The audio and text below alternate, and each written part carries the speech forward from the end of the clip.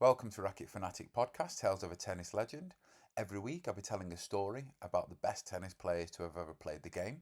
In this series we're talking about Pete Sampras, and this is episode 8, his emotional breakdown at the Australian Open 95.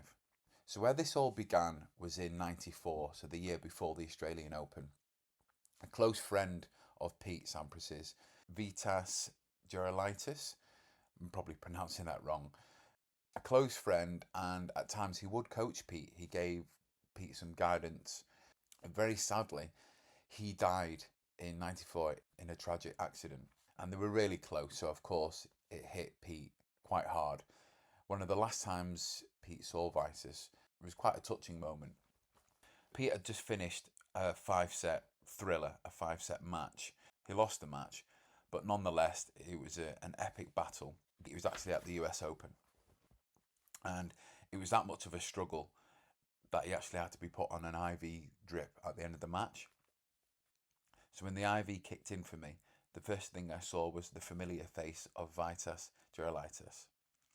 Seeing the kind of shape I was in, Vitas had rushed down from the commentary booth as soon as the last ball was hit. He volunteered to go over to the locker rooms to get my clothes and incidentals. Back then, the locker rooms were a long walk from Louis Armstrong Stadium. When he returned, Vitas waited until I was sufficiently recovered to dress, and then he helped me out of the place, carrying my racket bag. The minute we stepped out of the office, the flashbulbs went off, and I realised that a long line of reporters had formed along the wall in the bowels of the stadium, waiting for me. I declined to do any interviews, claiming I just needed to rest, but Vitas exchanged a few words with some of the writers, whom we both knew. Later, the New York Daily News' ace sports columnist Mike Lupica had a great piece that really nailed the spirit of the moment. It was mostly a tribute to the bond between Vitas and me. Other writers described the match in riveting detail, and everyone seemed to agree that it was an epic. I didn't know it at the time, but that was the last I would see of my friend Vitas. He died in a tragic accident just weeks later, succumbing to carbon monoxide poisoning while sleeping in the pool house on a friend's estate in the glitzy Hamptons on New York's Long Island. When I got the news, I immediately called Vitas' mum. Like everyone else, I just called her Mrs. G. She was much loved by Vitas' friends, and she was always happy to cook for Vitas and whichever of his friends happened to be around on any given day or weekend. When I got her on the line, she was still distraught. She could barely speak. It was terribly sad. I joined countless people in and out of tennis in mourning the loss of a great friend. I couldn't know it then, but there was more devastating news to come. So that's a lot to deal with. He's number one in the world at the time. He's on tour, and then to deal with the sudden and tragic death of his friend is really a lot to deal with. This happened towards the end of 94. While this was happening as well, his coach at the time, a guy called Tim Gullickson, started to have really strange fainting episodes. This was his full-time coach, a coach that would travel with him on tour, and Pete was he was a reserved character, and he kept his circles very tight and close together. So in many ways, as well as being Pete's coach, he's one of his best friends. It was just those two together traveling. So they had a very close relationship. I started my 1994 autumn European tour in Stockholm. One night while I was at the practice courts, Tim fainted, landed on a glass coffee table and cut his face all up. At the time, Tim was on a crazy diet. He's running a lot and he's a bit of a health nut, and he never met a fad diet that he didn't want to try out. When they found me at the courts and told me my coach was at the hospital, I was stunned. But they said he just fainted and cut himself up. So I played and won my match and then went to see Tim. It looked like he'd gotten his ass kicked in a bar fight. The doctors suspected that the fainting spell or blackout had something to do with his heart. At this stage, it's not a massive concern, but it still is a concern. Of course, your coach passes out and then you see him completely cut up from falling over. You're going to be a little bit shooken up, but at this stage, you're not really sure what it is. However, it keeps happening. He keeps fainting and keeps passing out. So the doctors looked at his heart. They thought they found some congenital deficiency, but nobody was convinced of anything. everyone just carried on with growing concern. These episodes keep happening. Pete's there to witness them. Pete and everybody around Tim, his coach, is starting to get more and more concerned. They don't know what's wrong with him, but they know something isn't right. So now a few months pass and we get to 1995 Australian Open. Is right at the beginning of the year. I won my first 2 matches down under with a total loss of just 8 games and was due to play Lars Johnson in the third round. Tim warmed me up and returned to the locker room, where he suddenly and inexplicably collapsed. By then, Tim was already on medication for what was supposed to have been a congenital heart condition. Doctors said that he had suffered mini strokes the previous times he collapsed and traced the blackouts to a heart valve malfunction. Tom rushed Tim, so Tom is Tim's twin brother, who also happens to be a great tennis player and coach as well. Tom rushed Tim to the hospital while I went out and played and won my match. I went to the hospital later just to see what was going on and was told that Tim was going to be okay. The press was waiting for me after the visit and I repeated the information. So it's become quite a problem now. The blackouts and the episodes is becoming quite a problem, and unbelievable mental strength by Pete Sampras to be able to essentially block this out and put this aside mentally and carries on winning matches and carries on that focus.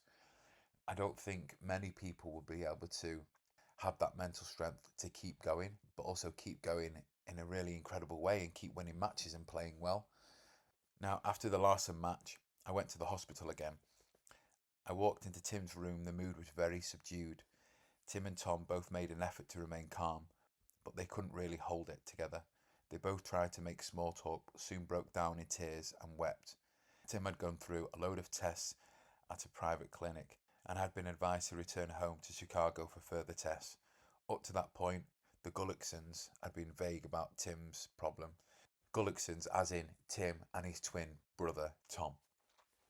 So they had both been vague about the problem and didn't know themselves what might be wrong. They were also trying to shield me from distraction by downplaying things.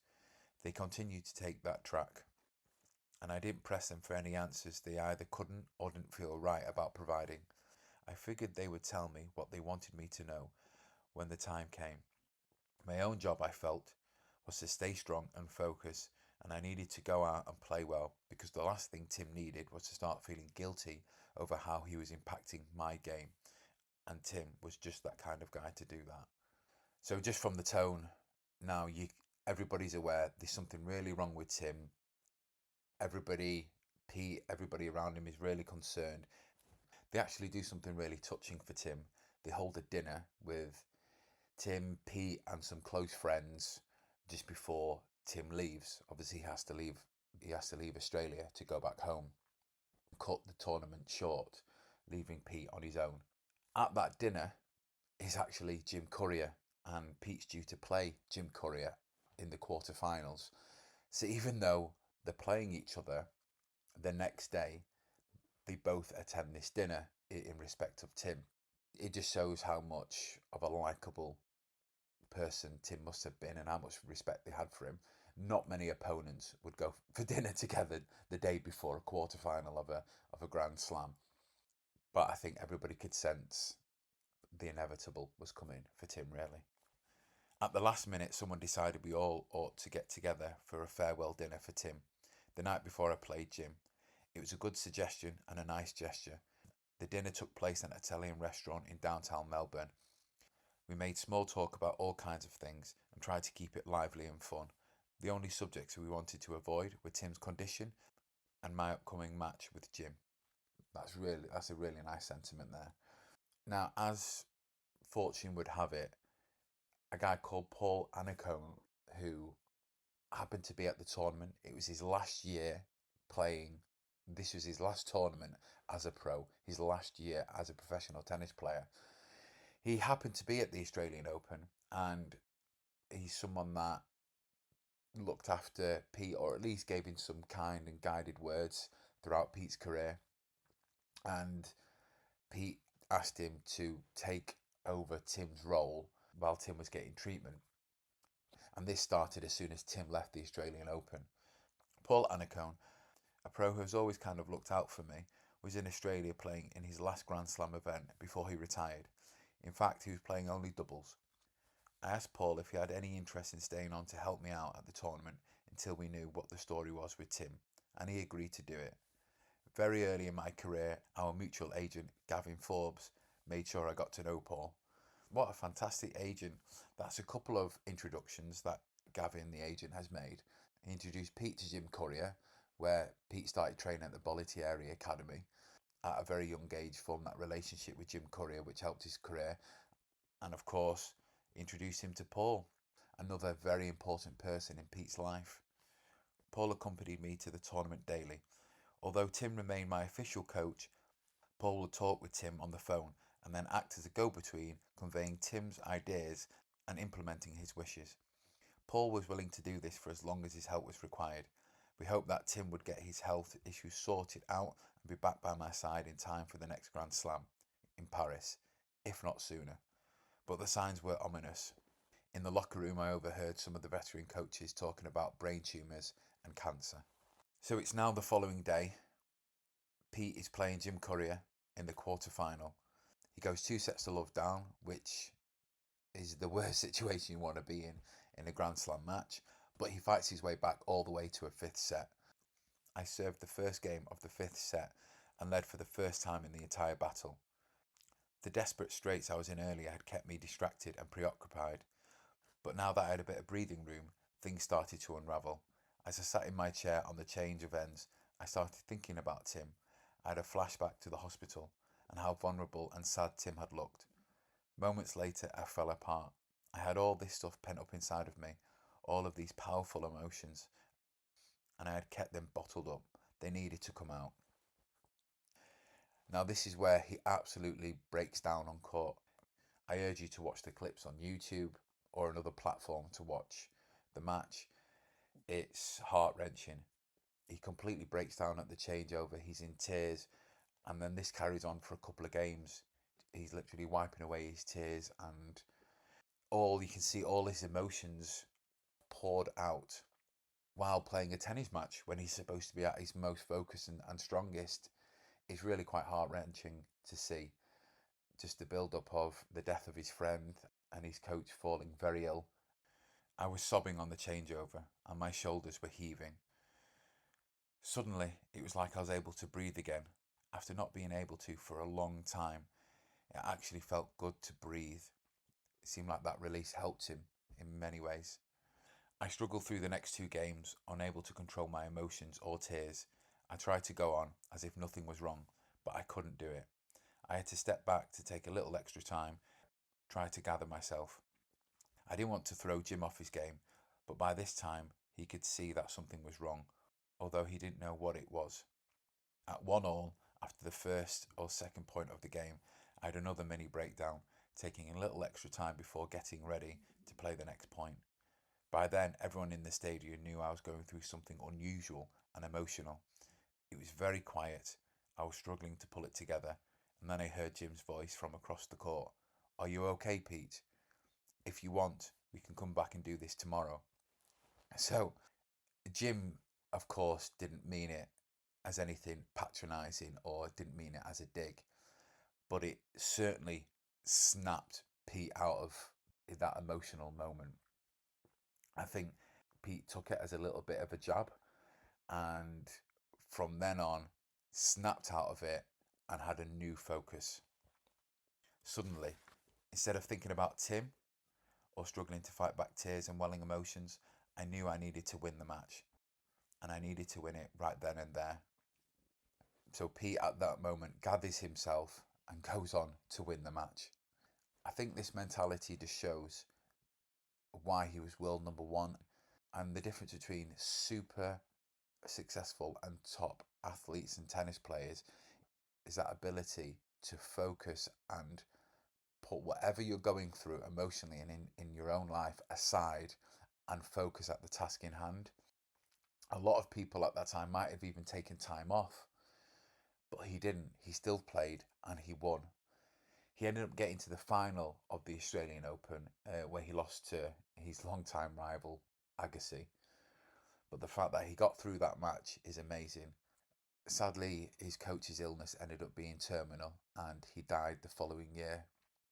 And obviously, at the time of the Australian Open, that was something that Pete and the people around Tim were sensing. They were all sensing the worst. And amazing credit to Pete for putting all of that aside and going on court and winning. At the time, a lot of reporters and people would call Pete Sampras boring, and because he was so stoic in his personality and his attitude on court, he was very calm and very cool on court. And because he had more of a reserved personality, I know the newspapers and the press would go at him at many times, calling him boring or he doesn't have any feelings or emotions. I think that's completely wrong. He's not void of emotions. If anything, he has more emotions than a lot of people. The difference is, and why he's a champion, is because he's able to control his emotions. Whatever's going on in his life, he can control his emotions and still go on and perform his job and win matches. And at this moment was one of the only moments in his career where all the emotions bottled inside of him became too much and they ended up coming out. But he still, even with that mini emotional breakdown, still managed to pull together and win the match.